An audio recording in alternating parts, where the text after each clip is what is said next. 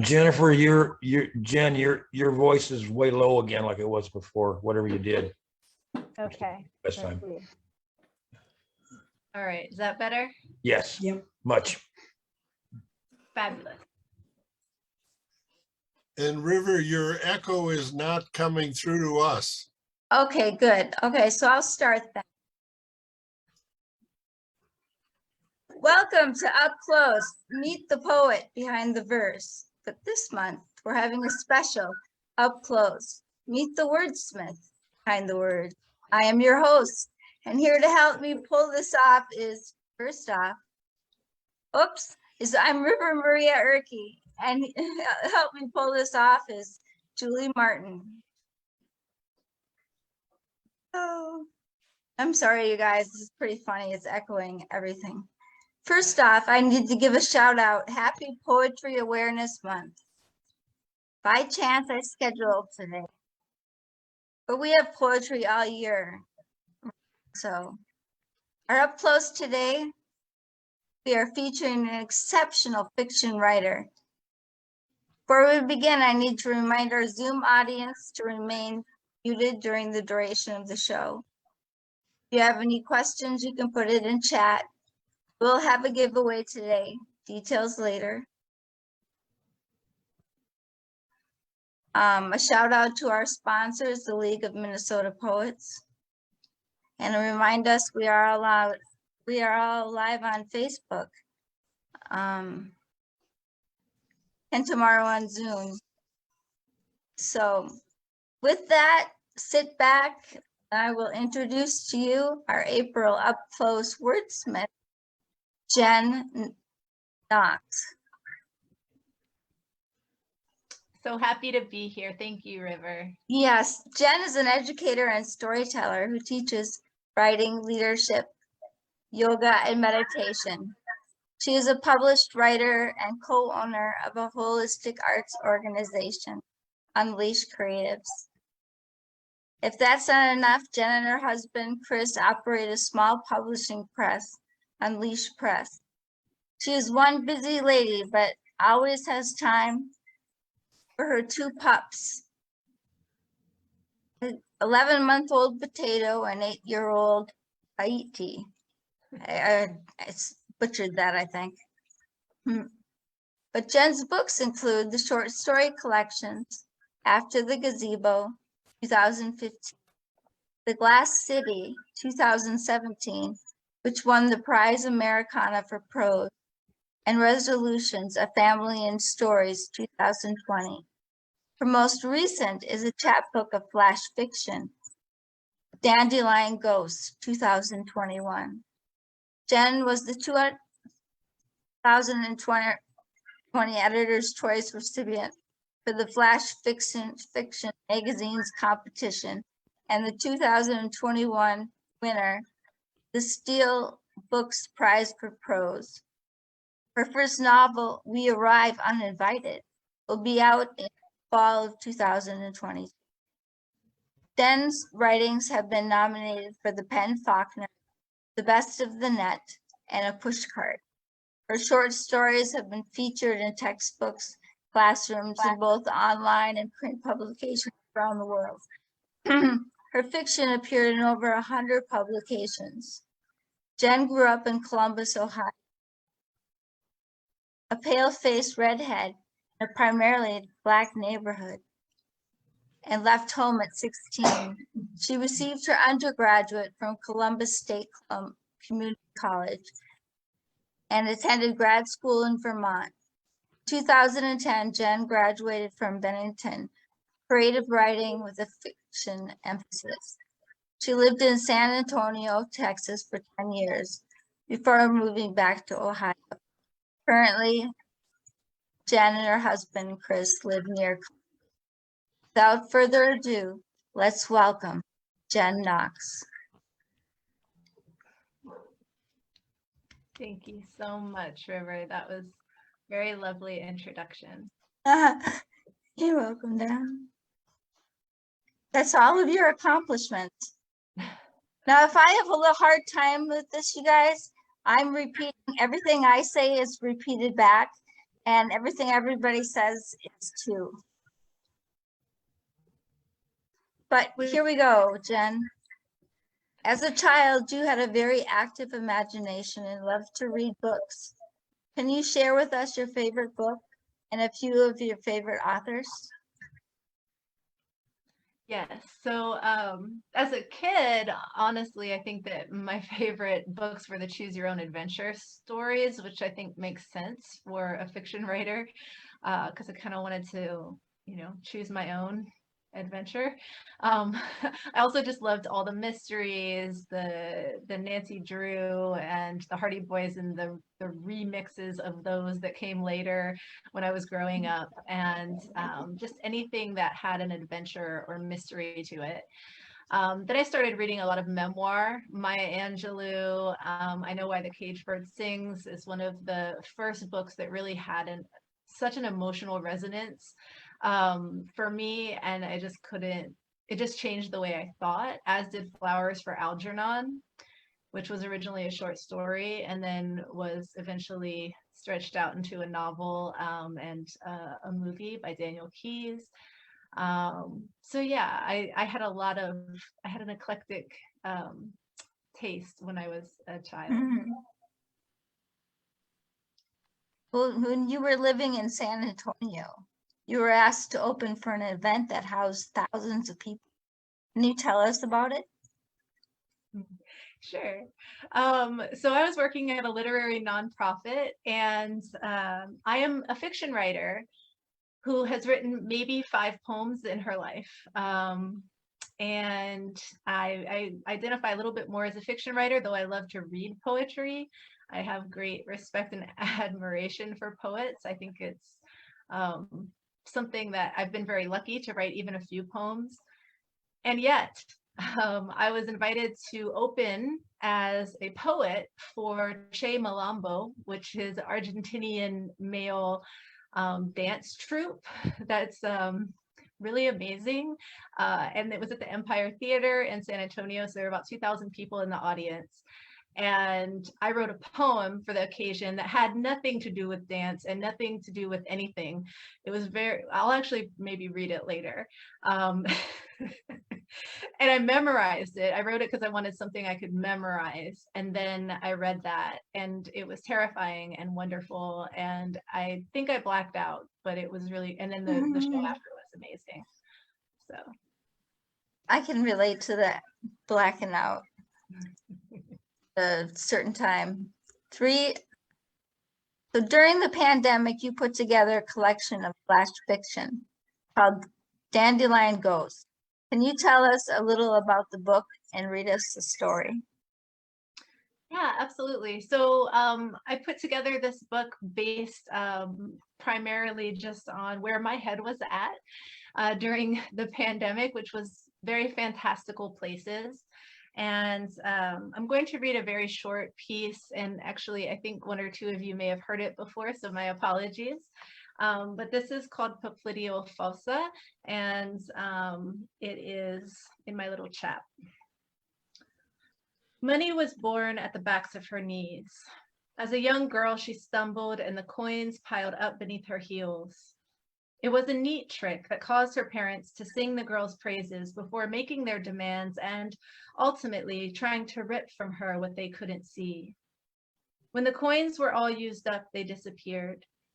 As an older child, she traversed her coastal city with a slanty-headed green toy made of clay that could bend to accommodate any circumstance. This toy, a gift from her late grandmother, taught her to worship asymmetrical things. She saw the world as a splendor of odd shapes, and as she got older, learned to avoid mirrors and people with pretty faces. As an adult, she walked the beaches alone and wanted nothing. She found a stretch of sand to settle on, but those who shared the land were fierce. They'd steal anything they could from her body and her bags, but they didn't know what to do with what they stole. Now with nothing, she slept on the warm sand sober, while those nearby bought things to smoke or imbibe or dissolve on their tongues. As these substances dissolved them, in turn, she learned to offer compassion from afar. Knowing about the soft spot at the backs of her knees, she waited until the sun fell and journeyed onward. On an indigo night, she walked toward a beach that had a sign saying no textiles, a term that nudists use to describe the clothes. It seemed a fitting place to camp.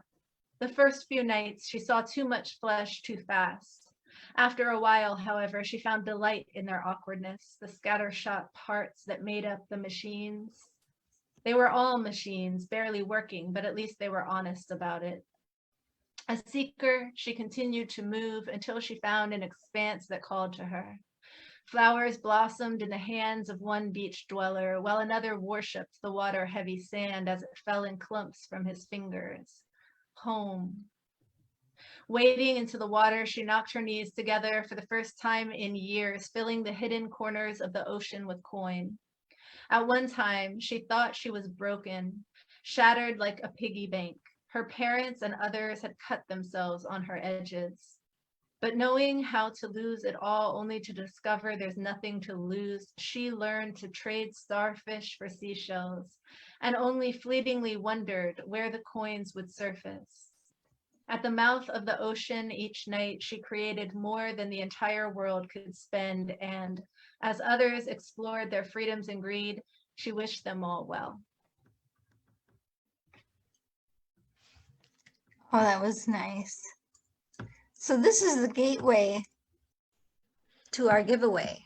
Jen would like to give 3 books away today in our giveaway game. We will play the number game. You have one guess between 1 and 50.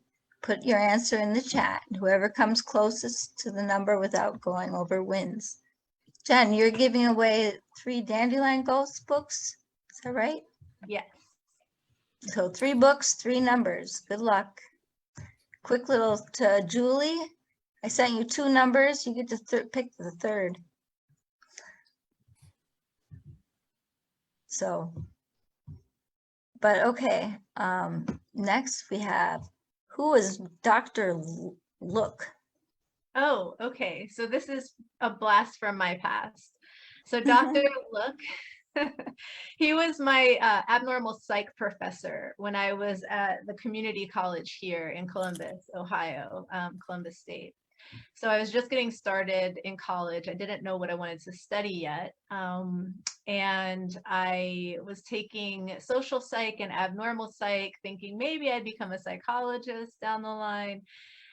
And Dr. Look was the best professor I have had ever. He was fantastic. He taught me, again, kind of a new way to see the world, and he had us do things such as violate a social norm and write an essay about it, which I find a daily thing to do as a sort of meditation now. I love it. And so I think it kind of opened me up to the writing life, because we writers and artists, we need to violate the social norms. And so, yeah, he was just a very influential teacher. And actually one of the first people to give me genuine praise on my writing, because I wasn't the best writer technically. I had kind of missed a few classes, so I was a little behind. But he said that I had a natural ability to storytell. And so it made me think, wow, well, maybe I should try a little harder. Cool. Look. So Jen and I met online in a writing group of different writers, actually out of Oregon, even though all the women in the group are all from all over, even Canada. So when I first heard you read, I honestly thought you were a poet that was writing prose. I know you went to grad school for creative writing with an emphasis on fiction. There's a poet in there too. You have it. So you do write an occasional poem. Can we hear one? Sure. Okay. Whew. I'm nervous because I'm around poets. Let's see here. This one will be online. So, all right. So this was in Poor Claudia, and this was actually some version of the poem that I read before before Che Malambo in San Antonio. It's called Circling Home. Away from home, we converse with nature. We laugh at what seems a drunken raccoon in the dead of morning. Mosquitoes clean their legs on our fly swatters as we gulp hot coffee from metal rims. Blinking our eyes awake, we realize the creature is sick. Longing to go home, we balance freedoms in still soft palms, swaddle guns like babies, and carry them close to our chests as we march in the bone-splitting cold. Heading straight as the crow, we invite history to circle round. Circling home, we wander with stories, we sit with art. We carry theory on our backs and balance opinions on our heads like books waiting for an accepting nod. We dance slowly, eagerly, eager to find the suggested formation, the perfect form until we learn to break away. Here at home, we turn over memories as though they are tangible things, play them like instruments in our minds, fingertips tapping keys, we create new meaning, reframe reality. It is here with senses numbed or heightened. It is here with nature and conflict and art. It is here where we realize we've been all along. Ooh. See, you have to hear it from some others, but I think you're good. So next fall, you have an opportunity to go to Italy to teach writing. How did that come to be? I'd like to defer to my friend Charles. So actually, Charles and I were in a writing group together, and there's a really fantastic and very well-reviewed touring company in Italy called Italiana Tours, and you can find them at italianatours.com. And they've historically done mostly workshops with visual artists. And my friend Charles here actually went on one of those tours and can speak to the amazing experience that it was. And there was some talk about having a writing version of that tour. And so I was able to connect with Italiana Tours, thanks to Charles, and now it's happening. And I'm so excited. I'm so excited because I have not been to Italy, although we have lots of CDs and audio to review. So that's another thing I'm doing on a daily basis. But this is going to be a tour that's going to be, you know, all inclusive. We're going to truffle hunt. We're going to visit the Museum of the Dead. Is that what it's called, Charles? The Church of the Dead, La Chiesa del Morte. Yes, yes. Yes. How long are you gone for? It's 6 days. Oh, wow. Yeah, September 4th through the 10th. So, yeah. Hmm. So I was thinking about you at that time. So your second book won a contest, but more recently, you won a contest for your first novel, We Arrive Uninvited. What is the premise?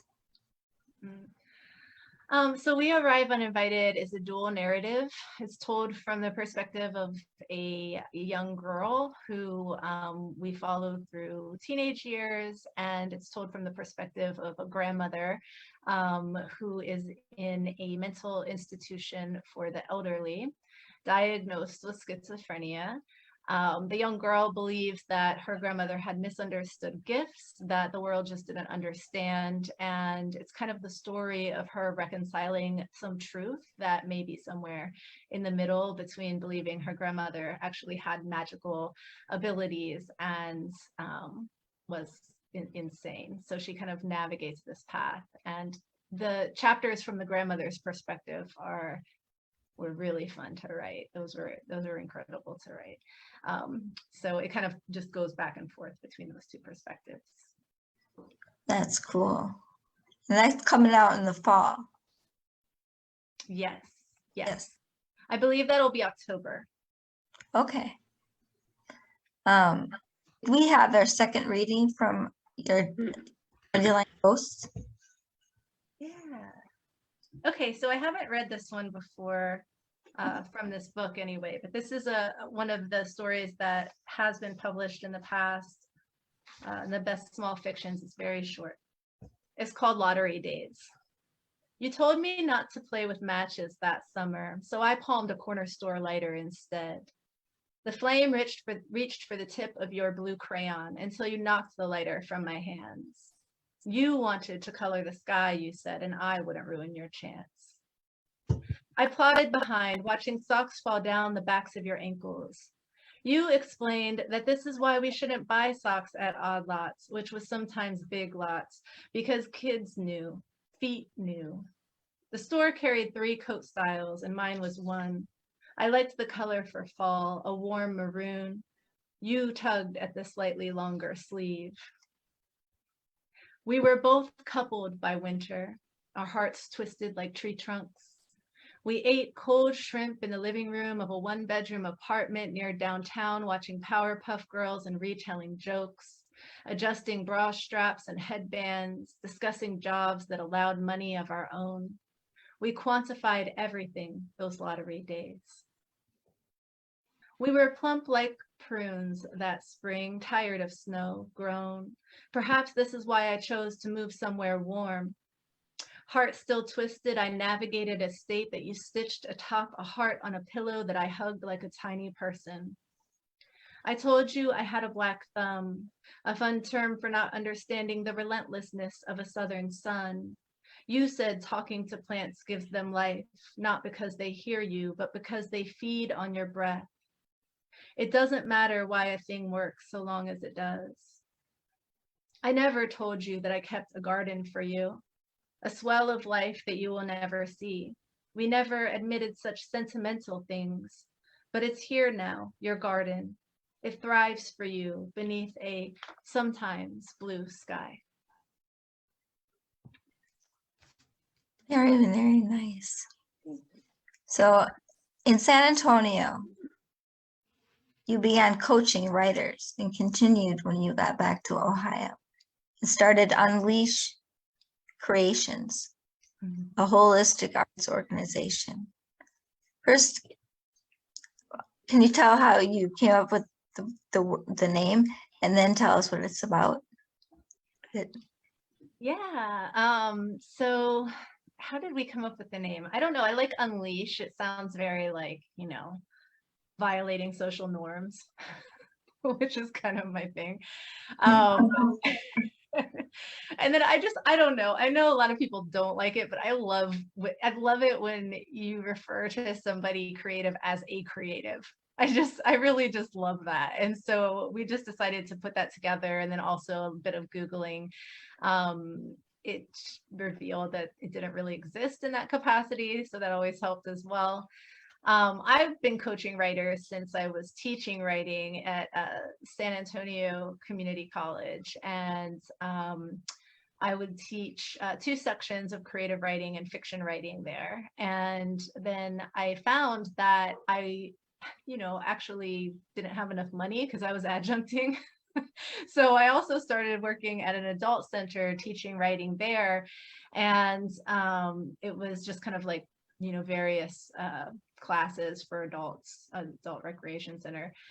And I found that the classes were smaller, and sometimes I would actually even get to work with students one-on-one after the class, and I just loved it. And so I started to coach writers one-to-one and help them to write their books and tell their stories. And so now I do that a lot more to the point where, I do believe this will be my full-time business soon. So that's kind of how it's grown. And my husband is an artist, and so what he does is book design, book layout, and though we work with people who pursue traditional publication, we work with people who are interested in exploring self-publishing. We do offer all of those different types of services as kind of partners, consultants. And from my husband's perspective, just the talent. So it goes into the press, the Unleash press. Mm-hmm. Yes, and this is tough. Oh my goodness. The press is tough, and I'll say that we are really focused on publishing just about two 2 to 3 authors a year, and one of our future authors is actually on this call. I won't, you know, put you on the spot, but Cindy Hockman is a remarkable poet, and we have the privilege of putting together a little chapbook about the size of her work within the next year. We also have a novel forthcoming in the next year. But I, as a writer, as somebody who's submitted work to publications and submitted work to editors all my life and worked with small presses all my life, I have so much more empathy being on this side of it. I understand the submission fees. I understand, you know, how much work goes into it. Trust me, they are working. So, but it's amazing too. It is amazing. And it's just so wonderful to actually be able to take somebody through that whole journey, even if we wanted to, you know, if we have that capacity.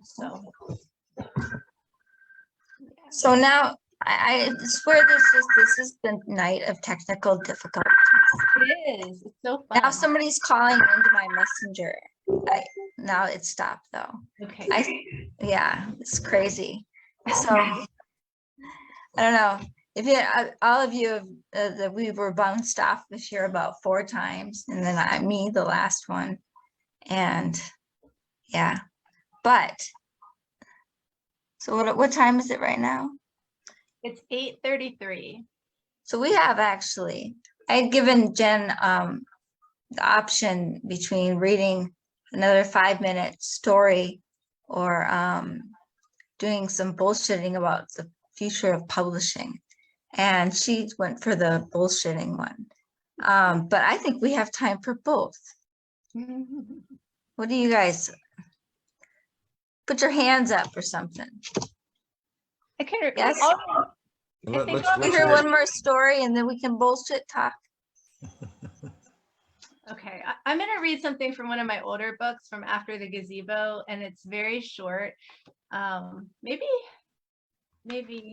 not let's see here. Yeah, this is very short. So this will be maybe fewer than 5 minutes, maybe more like 2. And it's called My Children in Times New Roman. The test should not be a riddle. It's a simple yes, no. The answer should settle curiosity with an image, 1 line or 2, plus or minus. I say something like this, and the customer service rep asks me to hold. The thing is, I know the answer. I'm moody, my breasts feel like water balloons. When I close my eyes, I see dessert. Right now, I see handfuls of chocolate chips, and I itch with impatience. This hunger is absurd and always there. My husband is away on business, one of us usually is, and though we are not expecting to have a child, I imagine him being a wonderful father. He will teach our daughter to change a tire and get under the hood. He will teach our son to paint. They'll build a doghouse in the backyard. I realize we'll need a backyard. Our child will need a dog. I hear the man adjust his headset. He is young, rehearsed. I say that yes, I did buy the test new. No, I did not see evidence of package tampering. And hell no, I do not want to send it back. I peed on it. Come on. The window is still blank. I step on the scale, 6 pounds since March. The man apologizes and promises to reimburse, but suggests I see a doctor. Novel idea, I say, and hang up. I feel the warmth around stick number 2, which I picked up at CVS, along with chocolate chips. How many of these have I taken in my lifetime? 6, 10? It feels different this time. Blue liquid fills the window and I walk away. The internet does not distract, and I begin to wonder if my daughter will accept the family hips. I bet she'll jog to keep her weight down, but say it's for health reasons. She'll be smart, successful, strong, and she'll wear glasses with thick rims and make friends fast. My son, meanwhile, will eat poorly because all the men in our family do. He will slap his belly and laugh often until a health scare, after which he'll become a vegan and train for marathons. When time is up, there is still a single line and a phantom ache shoots from hip to groin. Premature ovarian failure, the doctor tells me. I am mid-30s and apparently it just happens sometimes. The symptoms can be mistaken for pregnancy, weight gain, moodiness, hunger. I sift through emails to find notice of a credit for $13, reimbursement reason C, broken, faulty. I know better than that. I order sushi for lunch. Stories surge above me now, a soft yellow glow, and they are always there. My daughter, thick hips with a strong will, and my son, extremist with an addictive laugh, are born and reborn in 12-point Times New Roman, never entirely mine, but never entirely gone.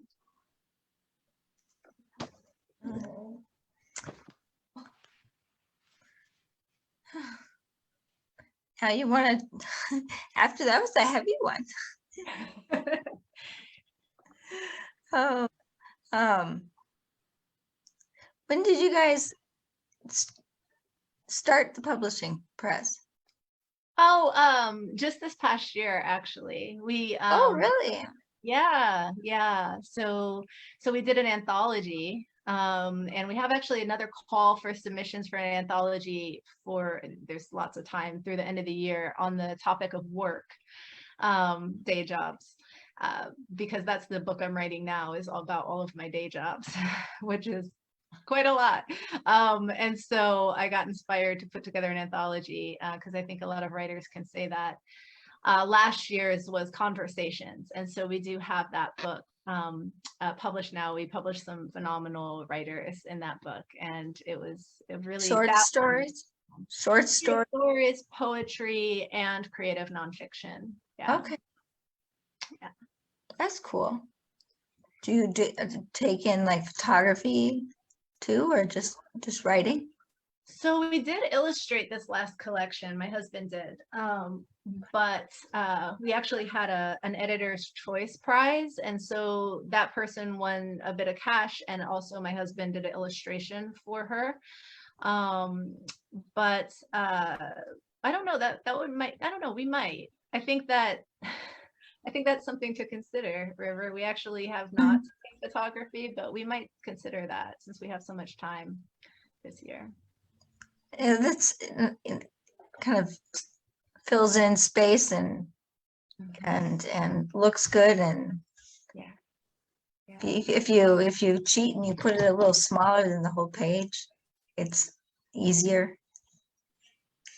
Yeah, that's a good point. We so with this book, like we illustrated to full page, and some of these are my husband's drawings or paintings.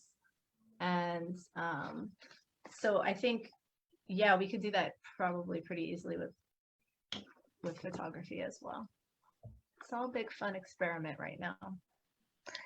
So what about the future of publishing most interests you? So I'm curious about the way people will read. I'm curious about the way our brains will work.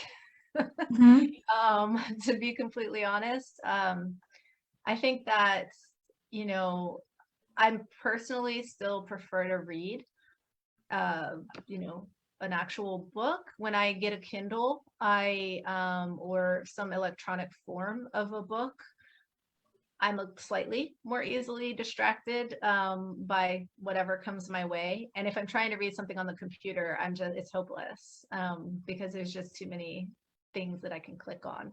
So it might just be me, but I have a feeling that other people are having that difficulty too. And I'm an avid reader. So I am curious. I'm curious about just the way that we'll read. Will there be some kind of mass rebellion against, online, all of the only online, journals? Because I know a lot of publications and publishers of actual books are struggling now and talking about going to online. But I actually think that eventually, could become something that we start to maybe want a break from. So there is an online publication called The Disconnect, and I don't know if they're still around, but on my website, like under the stories, you can find a story that I published with them. Is really cool. They actually architected this journal so that you have to log off the internet to read it. Yeah, and I just love it. Great.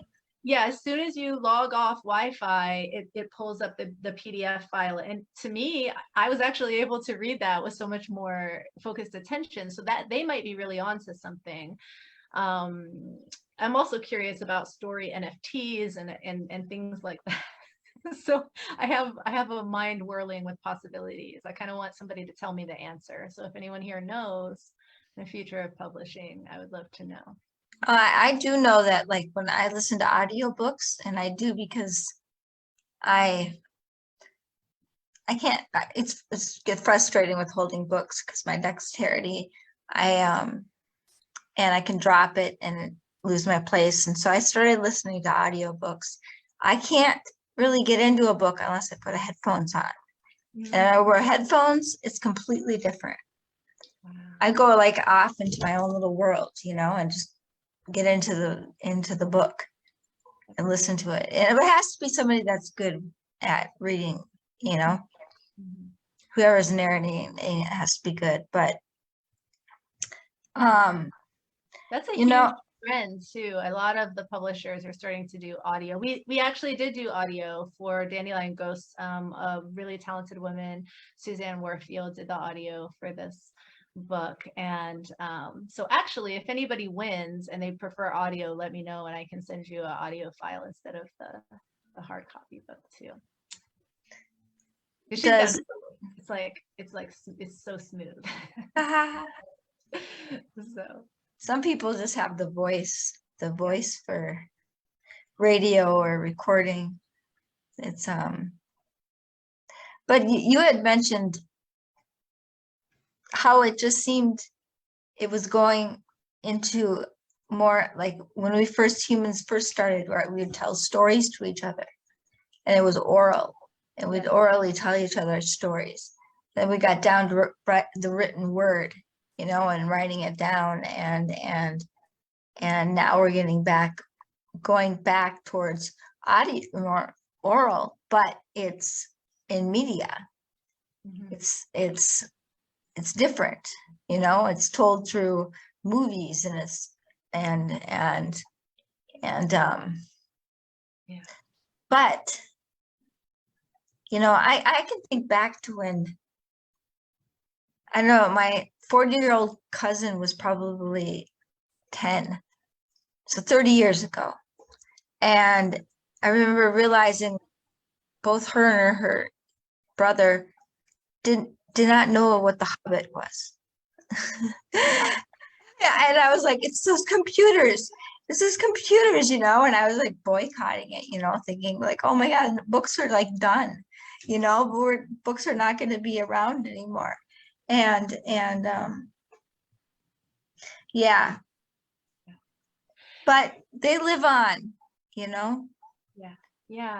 the multimedia format is interesting. I mean, I'm sure that we're all on TikTok here. I don't know. I've actually done a few. I'm not a huge fan, but TikTok and Instagram even now, and even Facebook to a certain extent, you log on and all these videos pop up. You almost have to swat them away. Like, I don't want to watch that. And then we have YouTube too. And so I do think that part of the problem right now is that there's so much noise. It's hard to actually kind of cut through and find the really good stuff, whatever that means to us individually. And so I mean, I think it's possible that there will be more audio only formats in terms of books, because I actually think the videos can be kind of too distracting in terms of their platforms. But I would love the idea of something that was not a movie, or a short movie, but in some way did have a visual element, as well. So that's what I was talking about when I said the sort of storytelling NFTs. And this is a world I don't know a lot about, but I do know that there are a few people working on this where you could say, be the owner of, you know, the next Stephen King novel. You know, you buy that, you invest in that artist. I mean, he doesn't need the investment, but let's say, you know, Stephen King, you know, the person who lives in Idaho that we don't know, that's Stephen King, you know, that who's writing poetry, that's Stephen King, who just, you know, released a chapbook with a small press. You know, you could be the first person to purchase his work, and it's almost like an art collection. So this is kind of like the idea behind like the story NFT. And so I think that, and a lot of times it's paired with some kind of image. So I think that's kind of an interesting possibility for the future too. But I'm probably getting a little too abstract. Well, but should we, have people been guessing in the chat about the giveaway? I think there was. Yes, they have. Have they? Do we Yeah. have winners? We do. So the thing is, you have to come close but not go over it. So I had put out the number 15. Rebecca wins with the number 13. Barry wins. Barry! He came the closest to 22. Hardy came the closest without going over 48. There's our winners. So Hardy, Rebecca, and Barry, put your contact info in the chat so that Jen can. And just direct message it to her. And let me know if you want a paperback or an audio. Paperback. Okay. We should mute. Oh, okay. I will try to do that.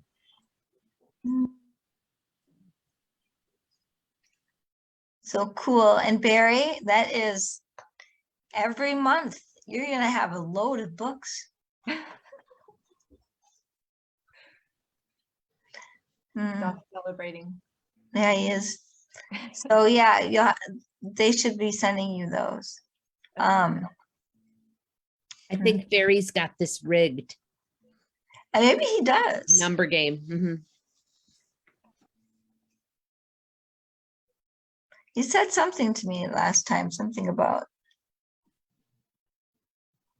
Are there any questions in the chat? Did anybody put any questions out?